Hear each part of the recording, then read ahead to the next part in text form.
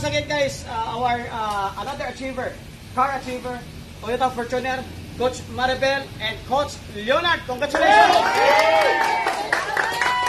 Coach Maribel, ano masabi mo sa bago mong Fortuner? Masasabi ko na, una sa lahat, nagpapasalamat ako sa Panginoon. Kasi kung wala siya, hindi ko rin magagawa ito.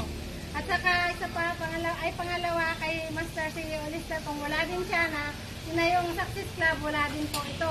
At saka yung pagkilos natin, nasa atin, nakasalalay ang ating tagumpay. Kaya kung kaya natin gawin ng 2 years or 1 year, gawin natin ng mas maaga. Sabi ko nga noon 2 years, magkakaroon ako ng sasakyan pero 1 year pa lang. Nakuha ko to dahil sa tulong din ng Panginoon at saka yung aking sa trabaho na sunod-sunod talaga ang aking pagkukumbinsi sa mga tao at pag-aalalay sa aking mga downline.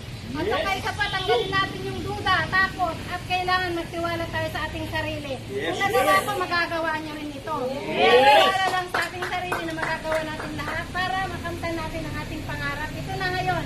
Salamat at yun lang. Salamat sa mga downline ko na nagtiwala sa akin. Ito, nandito na. Kaya sumabay na kayo, wag na kayo.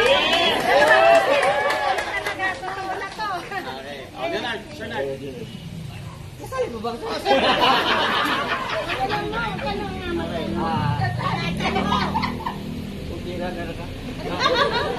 Iyak na yan, iyak na. Una-muna, sa taas, thank you very much. Saka pangalawa kay Mr. Lester, at saka kay Ma'am Gina. Boses mo. Dahil sa kanya. Kaya, ito lang masasabi ko. Guys, continue. Kung ano yung narating namin, mararating nyo rin. Kasi, ano lang naman yan eh. Hatak lang. Ito lang ang go. Yes! Hindi kailangan eh. Kaya huwag na kayo patong-tupik pa. Sabihin nyo scam.